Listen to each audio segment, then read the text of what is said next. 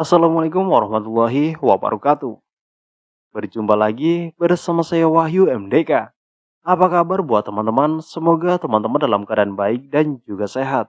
Dimudahkan segala urusannya dan juga dilancarkan rizkinya. Dan pada kesempatan kali ini saya akan membacakan cerita dari Mbak Sani tentang kisah horor lagi tentunya. Kalian penasaran atau tidak dengan cerita ini? Jika penasaran, langsung saja yuk kita masuk ke ceritanya.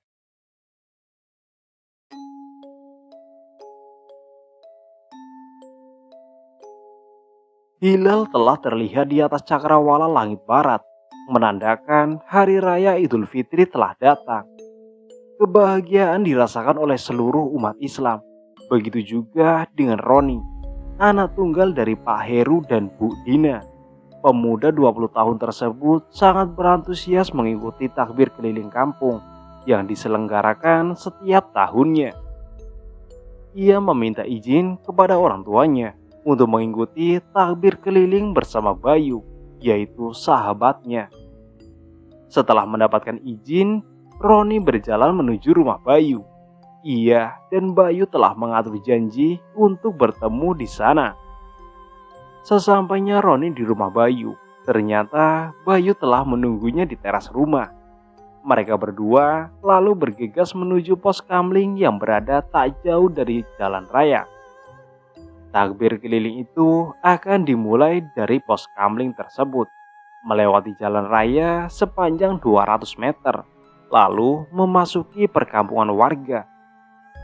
Di tengah perjalanan menuju pos kamling tersebut, Bayu melihat gelagat Roni yang sedikit aneh, tidak seperti biasanya.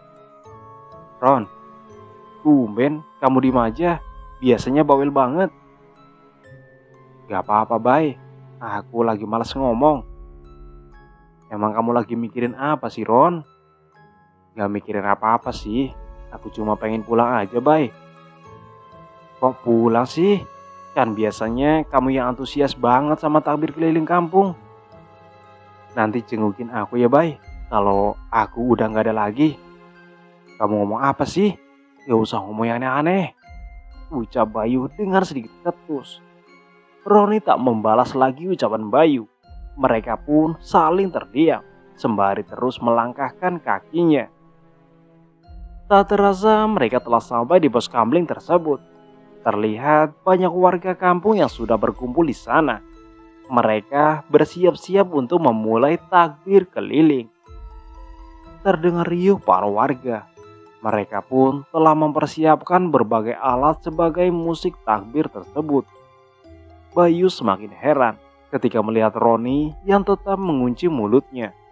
Hanya senyuman tipis yang sesekali tersungging di bibirnya. Takbir keliling telah dimulai. Para warga berjalan beriringan, gema takbir pun berkumandang. Diiringi musik dari berbagai alat sederhana yang dibawa oleh para warga dari rumah masing-masing. Kebahagiaan terpancar jelas dari wajah mereka. Roni dan Bayu berjalan sejajar dengan posisi Bayu di sebelah kiri. Mereka berjalan searah dengan kendaraan yang melintas. Mereka mulai berjalan melintasi jalan raya. Bayu yang sedang asing menabuh gendang sembari melantunkan takbir, tak menyadari bahwa Roni berjalan dengan melamun dan melewati batas bahu jalan. Suara lantunan takbir dari mulutnya pun terdengar. Tiba-tiba, seorang pengendara motor dengan kecepatan tinggi telah menyenggol tubuh Roni. Roni akhirnya terpelanting ke tengah jalan raya. Belum sempat ia berdiri, sebuah truk bermuatan kayu dari lawanan arah yang melintas dengan kecepatan tinggi pun kehilangan keseimbangannya. Sopir truk itu panik. Pedal rem yang telah diinjaknya tak mampu menghentikan laju truk itu. Hingga akhirnya melindas tubuh Roni. Seketika itu, tubuh Roni tergeletak dengan kondisi tubuh yang tak lagi berbentuk. Kepalanya pecah, serta bola mata yang menonjol keluar. isi perutnya pun terurai. Darah segar dari tubuh Roni telah membasahi jalan beraspal itu. Suara gema takbir berubah menjadi kepanikan dan kesedihan yang mendalam. Bayu yang melihat sahabatnya tergeletak di tengah jalan berlari menghampiri tubuh Roni. Dengan dada yang berdegup sangat kencang, serasa tak percaya dengan apa yang dilihatnya. Nah Bayu, tolong kabari orang tua Roni. Bapak yang akan menghubungi polisi, ucap salah satu warga. Bayu yang kala itu menangis histeris di samping jasad Roni segera mengusap air matanya dan berlari menuju rumah Roni. Bayu mengetuk pintu rumah Roni dengan keras, tak ingin membuang waktu untuk mengabarkan kepada Pak Heru dan Bu Dina. Assalamualaikum, Pak, Bu. Pak Heru yang mendengar ketukan pintu tersebut bergegas membuka pintu. Waalaikumsalam. Bayu, kok sendirian? Roni mana? Sebelumnya saya minta maaf, Pak. Roni mengalami kecelakaan di jalan raya, Pak. Jawab Bayu dengan wajah sedikit tertunduk. Bayu menjelaskan kejadian yang telah dialami Roni, sembari mengusap air mata bercampur keringat di wajahnya. Seketika itu Pak Heru terlihat lunglai dan tak percaya dengan apa yang dikatakan Bayu. Tanpa pamit kepada Bu Dina, Pak Heru pun berlari bersama Bayu menuju lokasi kejadian. Sementara di dalam rumah, Bu Dina sibuk dengan ketupat yang dimasaknya dan tak mendengar kegaduhan yang terjadi di teras rumahnya. Tiba-tiba, Bu Dina mendengar lantunan takbir dari dalam rumahnya. Suara itu terdengar samar, namun terasa menyentuh hati Bu Dina. Seketika itu, Bu Dina menghentikan aktivitasnya dan berjalan menyusuri lorong rumahnya mencari asal suara tersebut. Langkah Bu Dina terhenti di depan kamar Roni yang sedikit terbuka. Lantunan takbir itu terdengar jelas berasal dari kamar yang terlihat gelap. Ketika Bu Dina berjalan memasuki kamar itu, ada segi cahaya yang masuk dari balik jendela. Remang-remang terlihat bayangan hitam sedang berdiri di kamar itu. Dengan dada yang terasa berdegup kencang, Bu Dina melangkah mendekati bayangan hitam tersebut. Bu Dina merasa lega. Bayangan hitam yang dilihatnya itu adalah Roni. Bu Dina tak mengetahui bahwa anak tunggalnya tersebut telah mengalami kecelakaan dan meninggal di tempat. Roni berdiri menghadap jendela. Wajahnya pucat dan air mata yang membasahi pipi. Bu Dina tak merasakan keanehan pada diri Roni. Sembari tersenyum, Bu Dina menghampiri Roni dan menanyakan mengapa kamar Roni terlihat gelap. Namun, Roni tak menjawab pertanyaan Bu Dina. Roni hanya berucap, "Maafkan Roni, Bu." Belum sempat Bu Dina menanyakan mengapa Roni meminta maaf kepadanya, terdengar suara Pak Heru berteriak memanggil Bu Dina. Suara itu terdengar dari arah ruang tamu. Dengan sedikit berlari, Bu Dina segera menghampiri Pak Heru dan meninggalkan Roni. Sesampai di ruang tamu, Bu Dina merasa heran dengan banyaknya warga yang berkumpul di depan rumahnya. Bu Dina bertanya kepada Mbak Heru, mengapa banyak orang berkumpul di rumahnya. Dengan terbata-bata, Pak Heru mengatakan bahwa Roni mengalami kecelakaan dan telah meninggal dunia. Bu Dina tak percaya dengan perkataan Pak Heru. Bu Dina yakin Roni masih hidup karena ia baru saja melihat Roni ada di dalam kamarnya. Lalu Bu Dina berlari menuju kamar Roni untuk memastikan bahwa Roni sedang berada di dalam kamarnya. Setelah sampai di kamar Roni yang terlihat gelap, Bu Dina menyalakan lampu kamar Roni, berharap melihat anak kesayangannya itu berada di dalam kamarnya. Namun, Budina tak melihat Roni berada di dalam kamar itu. Pak Heru yang mengikuti Budina masuk dalam kamar Roni pun memeluk Budina dan menjelaskan tentang kejadian yang telah dialami Roni. Jika Roni sudah meninggal, lalu siapa yang ibu lihat tadi, Pak? Sebelum Bapak datang, ibu sedang berbicara dengan Roni di kamar ini, Pak, ucap Budina lirih. Seketika, badan Budina terasa lemas tak bertenaga. Air matanya pun mengucur deras membasahi pipinya. Kaki Budina terlihat gemetar, seolah tak mampu menopang badannya lagi, membuat Budina jatuh tersungkur di lantai. Pak Heru yang berada di sampingnya sekuat tenaga mengangkat tubuh Budina dan membaringkannya di kasur milik Roni. Pak Heru tak menjawab pertanyaan Budina, hanya memeluk dan menenangkan hati Budina, meski dalam hatinya bertanya, apakah arwah Roni yang telah mendatangi ibunya? Bayu yang saat itu juga berada di sana bergegas mengambil segelas air untuk Budina dan berharap Budina merasa lebih tenang. Dan 15 menit berlalu, Budina terlihat lebih tenang dan menanyakan di mana keberadaan jasad Roni.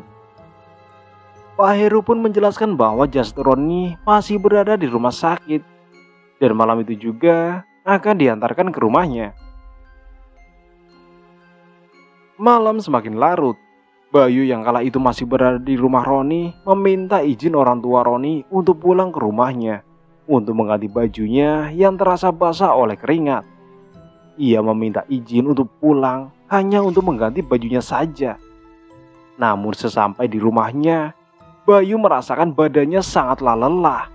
Tanpa mengganti bajunya yang basah, ia membaringkan tubuhnya di kasur dan tertidur.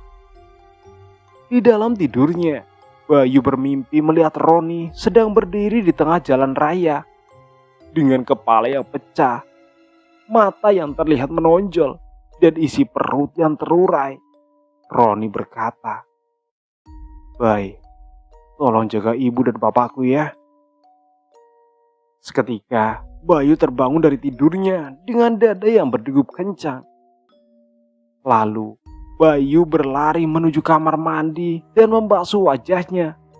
Ia berdiri di depan cermin, terdiam dan mencoba mengingat kembali mimpinya yang terasa nyata. Tanpa disadari, azan subuh telah berkumandang. Suara azan subuh telah membuyarkan ingatannya tentang mimpi itu. Bayu bergegas mandi dan menunaikan sholat subuh dan tak lupa mengirimkan doa untuk Roni. Pagi itu terlihat sangat cerah. Doni bersiap-siap untuk melaksanakan sholat Idul Fitri bersama keluarganya. Ia pun teringat lagi akan sahabatnya. Air mata menetes di pipi Bayu. Ia berusaha tegar menghadapi kenyataan pahit yang harus diterimanya. Tidak hanya Bayu yang merasa kehilangan sahabatnya, tapi kedua orang tua, kerabat, dan warga sekitar pun merasa sangat kehilangan sosok Roni yang dikenal santun dan bersahaja. Sholat Idul Fitri pun telah usai. Bayu dan warga lainnya pun berbondong-bondong mendatangi rumah orang tua Roni. Tak hanya untuk saling bermaaf-maafan, mereka juga akan mengantarkan jenazah Roni di peristirahatan terakhirnya. Pemakaman Roni telah berjalan lancar. Warga mulai meninggalkan area pemakaman. Hanya orang tua Roni dan Bayu yang belum meninggalkan pemakaman itu. Mereka masih ingin memanjatkan doa untuk Roni. Dari kejauhan, Budina melihat arwah Roni sedang berdiri dan tersenyum menatapnya. Seketika, Budina pun jatuh pingsan. Pak Heru dan Bayu mulai panik mencoba menyadarkan Budina. Namun Budina tak kunjung sadar juga. Pak Heru pun mengajak Bayu untuk membawa Dina pulang ke rumah.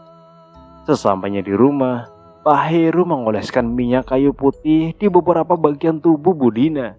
dan terus berusaha menyadarkan Budina. Hingga akhirnya Budina tersadar. Pak Heru segera memberikan segelas air putih kepada Budina. Pak Heru pun menanyakan penyebab Budina pingsan. "Ibu sakit?" tanya Pak Heru dengan lembut. "Ibu tadi melihat Roni di pemakaman, Pak. Kemudian pandangan ibu kabur, semuanya terlihat gelap," jawab Budina dengan raut wajah yang sedih. Pak Heru hanya terdiam mendengar jawaban Budina. Keduanya merasa sangat kehilangan Roni. Budina pun belum ikhlas melepaskan kepergian putra semata wayangnya itu. Singkat cerita, 7 hari berlalu. Beberapa warga dan pengguna jalan tanpa sengaja melihat penampakan arwah Roni, termasuk Ica. Gadis indigo itu pun melihatnya. Malam itu Ica sedang melewati jalan raya tersebut dengan mengendarai sebuah mobil dengan kecepatan sedang. Saat itu jalan raya tidak terlalu ramai pengguna, terasa sunyi dan sedikit gelap. Tanpa sengaja Ica melihat Roni berdiri di bahu jalan dengan wajah yang tertunduk. Seketika itu Ica menghentikan laju mobilnya dan menghampiri Roni. Ica paham bahwa sosok yang dihampirinya bukanlah manusia. Lalu ia mencoba mencari tahu apa yang telah dialami Roni dengan berkomunikasi dengan arwah Roni itu. Setelah Ica mengetahui semuanya, Roni menitipkan pesan kepada Ica agar kedua orang tuanya mengikhlaskan kepergiannya. Dan malam itu juga Ica mendatangi kedua orang tua Roni untuk menyampaikan pesan itu. Kedua orang tua Roni pun tak kuasa meneteskan air matanya setelah mendengar pesan yang telah disampaikan oleh Ica. Dan sejak saat itu, kedua orang tua Roni berusaha mengikhlaskan kepergian Roni dan menerima takdir yang telah digariskan untuk anak mereka.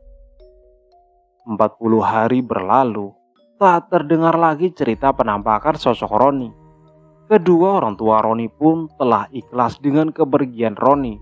Mereka menjalani masa tua bersama dengan sabar dan ikhlas tanpa putra kesayangannya. Dan akhirnya cerita pun selesai. Oke teman-teman, cukup sekian kisah yang dapat saya ceritakan. Dan mohon maaf bila ada kata-kata yang kurang berkenan atau cara ngomongnya juga berlepotan. Saya pamit undur diri, sampai jumpa di cerita selanjutnya. Assalamualaikum warahmatullahi wabarakatuh.